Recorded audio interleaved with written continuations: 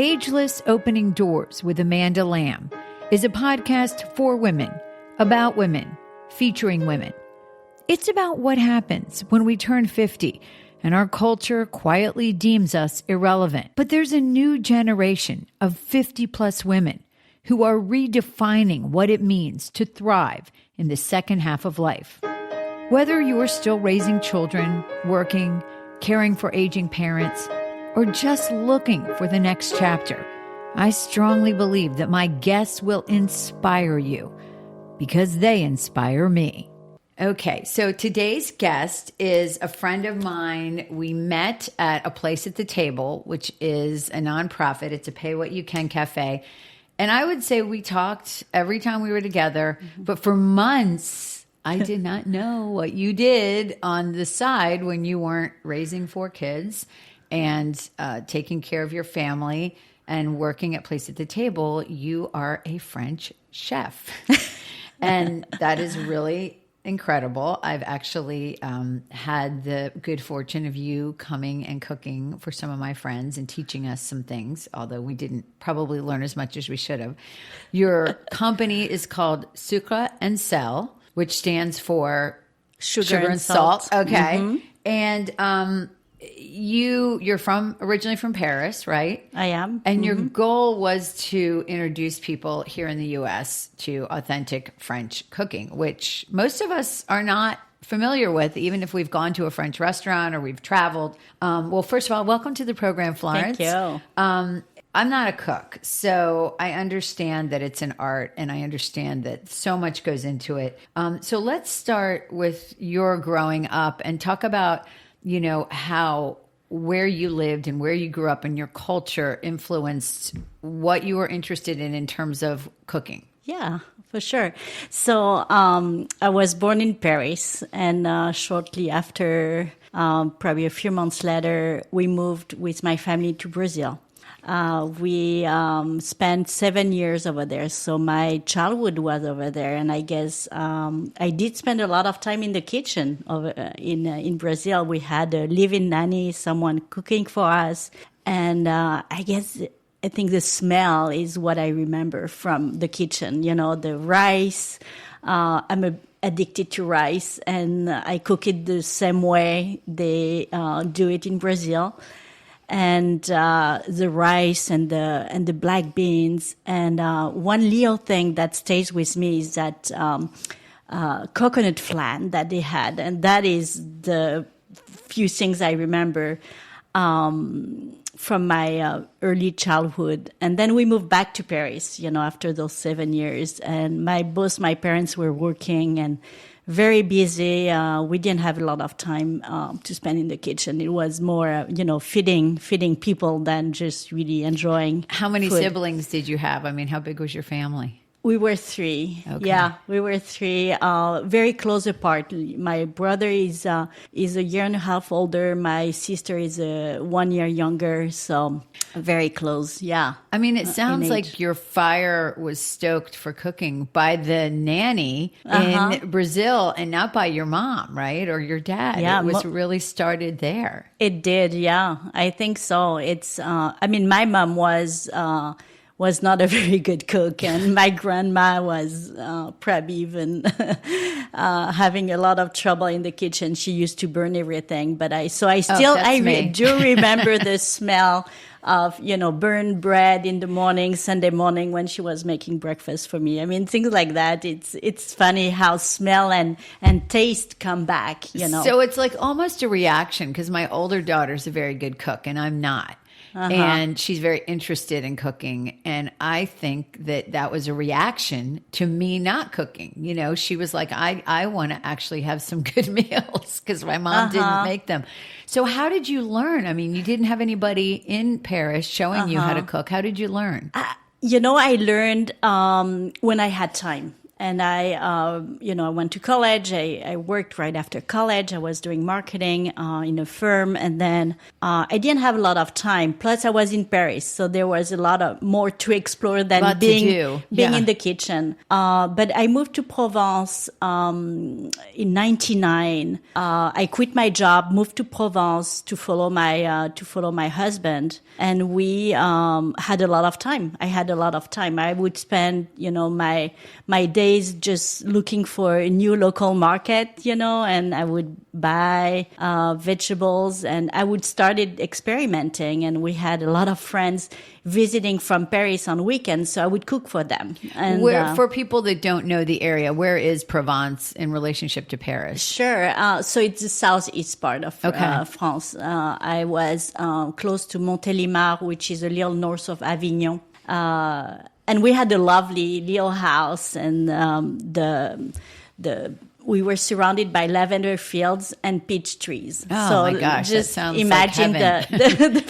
the picture of that. So I started cooking quite a bit there. I had time again. I think that's a key thing when you want to start learning something. You need to dedicate a lot of time to it. I mean, it's an art. You can't just do, follow. Yeah. You could just follow a recipe, but that's not really how great chefs are born, right? You have to experiment. Yeah, I think it is. And for me, working with good produce is key. And even today, it's still what I think is the most important thing. If you want to start cooking, just start with good produce, and you'll see it's much easier. So at some point, you moved to the U.S., I'm assuming, for your husband's job. Mm-hmm. And did you have kids at that point? No, so we moved to Chicago first in 2000, and we were in Chicago for 2 years, and our first child was born actually in France, but we moved soon after to Minneapolis. So, and we had 4 kids in like 6 years. So that does not leave you 8 years. A whole lot of time to cook. I mean, you were probably just trying to keep your head above water at that point. It is, but you still need to feed your people. And for me, feeding them, good things is important. Plus, the kitchen is my happy place. It gives me a break. So I love doing that. And I think backing up, a little bit here. When we moved to the U.S., we were in Chicago, so no kids. I had plenty of time to spend in the kitchen. Plus, when you're French, everybody look at you saying, "Oh, she must be really good in the kitchen," right? Which is really not a reality. It's a stereotype, right? It's a stereotype. Yeah. But I took on the challenge. Said, I'm going to start. So we did a lot of dinners and, invited Americans and giving them foie gras, which is a big mistake I did when I first moved there. I said, never again. It's not because they're not fans. No, not fans. And I don't think they really understood what it was. They haven't developed a taste for it, and it's expensive. And it's very expensive. Yeah. So that was really fun. And I started a international cooking group at that time. So we were at Northwestern, and that's where we had people coming from everywhere. So everybody would bring their own cuisine, and that's a very important thing when you move to another country, to keep being able to cook your own food, right? And share that. It's very healing. It's something that really connects you, I would think, to your culture. Mm-hmm, yeah, to all what the things you've left you miss, behind. know? And I mean, I know you go back a lot, but obviously it is important to always remember where you came from and what your roots are. What is it that you just love about cooking and sharing your food? What I love the most, I think, is being with people, sharing what I know, and show that it requires times, it requires dedication, but it's such a powerful way to spend time with people. Yeah, it sure is. And when you don't cook, you come up with other ways to, I'm sure I will bring food in, I love to entertain, but I'm not the cook. So, I have to figure that out. So at some point, you said, I missed having 4 children, all this stuff. You said, I'm going to start a business. I'm going to do this for a living, which is a big leap because sometimes you don't want to take the thing you love and make it into a business, but you did. And how did that develop? Yeah, I mean, it came gradually, obviously, at first I didn't have a lot of time for it. So I did a lot of corporate caterings during the day when my kids were at school. We did had an au pair at that time as well. So that helped. Yeah. And then I moved out of corporate catering because what I love the most is cooking with people and for people. And I didn't really enjoy dropping off food. And from there, I went more private parties, cooking school, teaching people how to cook. Cooking experiences, cooking with people, and that part really developed during the pandemic. I obviously any gathering was not an option, so I started giving classes online. Oh, okay. Yeah. So we would cook a 3-course meal together with people from all over and families who had, children in California and Colorado and on the, a mix of East and West Coast were still able to gather. And I remember doing dinners for the 60th birthday party, for friends party. And that was a lot of fun. Yeah, I can imagine. And how creative of you to come up with that. And I think, this goes to the whole concept of this podcast, which is transformation. And we have seasons as women, right, of our lives. We have, the building the career, the raising the family. And now you're kind of getting into the season where you have 2 in college and 1 on the way. And so you have more time. And so how has that transformed your business and you as a person to be able to say, okay, now I can really dedicate some more focus to this? Oh, yeah. Yes, I do have more time. You're right. And teenagers don't need you around as much as true that as young kids. I think I really believe in intuition and what comes up to me. And I just felt that cooking classes and private dinners, that's amazing. But I added on a new thing on my list is I'm leading trips to France. Now will this be your, how many years have you done this now? So that's, I did my first trip last year. So this should be your second. So that's my second trip in June. It's called a gourmet getaway. It is. And talk about what you do on that trip. So we take a small group of people. We had 12 people last year and it's going to be the same thing this year again. And I take them to the places I grew up in, which is Paris and Brittany. So as I mentioned before, I grew up in Paris. I lived in Paris for 25 years. And then I would spend all my summers in Brittany. So Brittany is a place where I would go and rest and enjoy, the nature and the people are lovely there. And so very welcoming. And I wanted to just bring a new experience where I would gather what I think are the best places in Paris, the best places in Brittany, have people just enjoy and share what amazing humans that have developed a passion of their own, and it's farmers, it's fishermen, it's private, chef that I admire. It's going to a pastry school. It's doing a private river cruise on the Seine with champagne.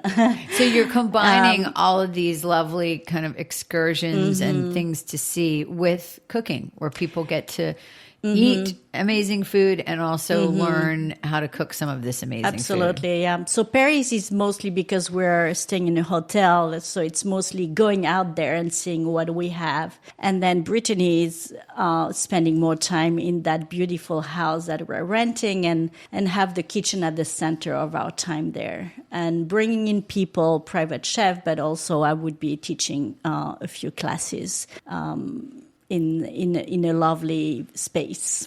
Like I said, this is a podcast about transformation and about reimagining yourself and taking risks. A lot of times women over a certain age, and I'm just putting 50 as the benchmark for this podcast, feel stuck. They feel like they're not as relevant as they once were. They maybe have just finished raising children. They could be taking care of aging parents. And they're kind of in this limbo, if you will, of not feeling like they have another chapter. But obviously, that's not the case. There's so much wisdom and energy in women, especially as we get into the years after our children leave, right? Where we have we have more time. What do you say to women who say, that sounds great, but I could never do that? Because there's probably a lot of women out there who are cooks or have other what you might call a hobby that could actually be developed into some kind of a business. Sure. Yeah. I mean, cooking for me was the revelation, but it took effort. It was not easy to get there. It took me a long time to figure out what I wanted to do. I used to do marketing, like I said earlier, and it's not, something that was fulfilling for me. So it does take time. So it doesn't come, overnight. Right. And it takes effort. It's hard. It's hard to do change, but change is necessary. You have to really probably go through difficult situations to get there, and accept that it's gonna take time. Again. Right, and that if something's not challenging you, if it's not hard, then it's probably not going to pay off in terms of the, the end benefit of finding something that you really are engaged in. And I know you and I talked a lot about this when I was making a change to doing this show and to making a change in my life. And I remember, thinking you were such a voice of support and reason for me in basically saying, like, it is scary, but there is something on the other side of that door, and it's you just have to believe it, right? Yeah, I think it really happens for a reason, really. It's something that open door, doors are closing, but there is a lot more happening after that. It's going to be different for everyone, sure. Right? Everybody has his own story, his own expectations, and but there's always something, and you have to be patient and wait for it sometime. And but I think for me, it's how I find inspiration is going out there, going to the community, talk to people, talk to your neighbors, and see what comes up, and just really listen to people and listen to your heart. Sure. When things are right, you're going to feel it. And I mean, I also think it comes down to trying things and, really being willing to fail sometimes, because we're not going to be successful at everything we try. Yeah. So, we learn, what is the expression? We learn more from mistakes or failure than we do from success. So sometimes you have to keep trying until you get to that point. Do you think, having grown up in Paris, do you think there's a cultural difference between the way women imagine themselves here in midlife and there? I mean, do you see a cultural difference, or is it similar?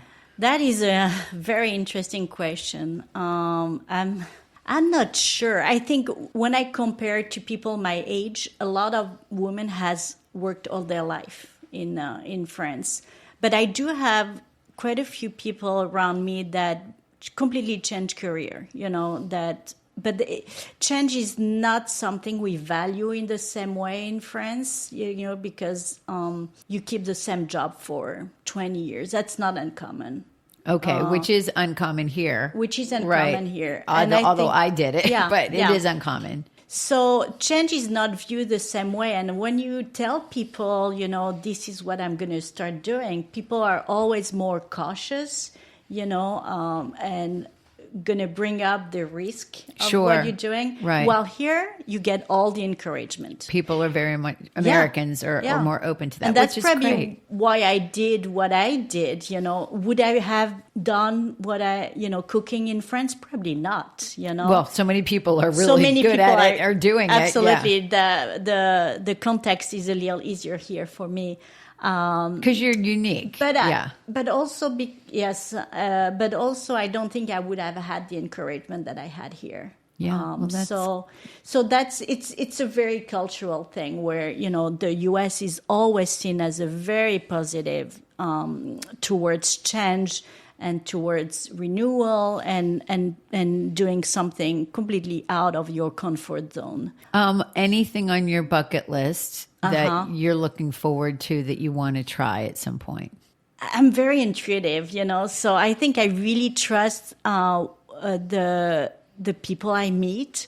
And that's how it's worked so far, I think the big decisions I've made in my life is because I had a discussion with someone that brought up things in a new way, and I was there, I listened, and it took time for me to really integrate it and make that change. So I think, but there are still a lot things that I'd love to try, but it's gonna happen or not depending on the who I meet. So a few things, for example, would be so at a place at the table a couple of weeks ago, I met this woman that helps immigrants, family settle in the U.S. and in Raleigh specifically. And and something I had in my mind, I would love to help those families with finding the food of their home country and help them, cook with the ingredients they find here and guide them through that. So that's something I have in mind that I hope will happen. That's incredible. And again, it's based on someone I met. Sure, just an idea that somebody throws out there. Yeah, I think that's one of the things that I see coming within the next 3 months. Hopefully, I'll start helping. And something else that I've also done is helping people who have dietary restriction and health issues and need to change their diet. So I've been working with several people doing that, and that has been amazing. I mean, it's challenging because you have to be very creative, but sure. I enjoy that part. And so I hope that is something I definitely want to develop and partner with functional medicine doctors. If there is any that are listening, reach out to me because sure. that's something I would love to work with. I mean, the fact that you could have good tasting food, but also it fits your diet. That's a huge thing because a lot of times people and a lot of people feel powerless in the kitchen when that happens, when they have to cut on so many things. It's really a rough time. It's hard, and again, it's for me. There are always options. There's always good options, and you just have to work around it. What? How can people follow you? I will put all of your links in the show notes, but they can find you at the name of your business, right? Yeah, a couple of websites. One is sucreandcell.com. The other one is legourmetgetaway.com. And I'm also on Instagram for both of those. The first one is Flo Sucrecell, and the other one is Le Gourmet Getaway. Let's spell Sucrecell for the people who didn't take French in high school like I did. SUCRE. Dash SEL. Okay. Okay. Well, again, I'll put all this in the show notes. Florence, thank you so much for doing this with me. I'm so glad that we got you on the show because, again, cooking is not something that I do well, but when people do it well, like you said, it's an art and it just brings people together. And it does. And you are such a good friend and a lovely person to have in my life, but you're also an incredible chef. So I'm glad we could share that. Thank you. Thank you, Amanda, for giving me a voice today and to give a voice to all the women that you've been interviewing. I think it's such a gift to be able to share what we love the most. And if there's one word I can say, it's really find happiness in everything you do. Find something that works for you and find your passion. Find it, it's out there. Maybe it takes time. It will find you and you'll find it. That's great advice. Thanks, Florence. Thank you. Thanks for joining us today. This show has been a production of Stage Mike Communications. It is written, hosted, produced, and edited by me, Amanda Lamb. The music is composed and performed by Reginald Griffin. The opinions of my guests are their own. Please like and follow the show on your podcast app and share it with your friends. Also, subscribe to my YouTube channel, Amanda Lamb at Stage Mike Communications. Thanks so much for listening.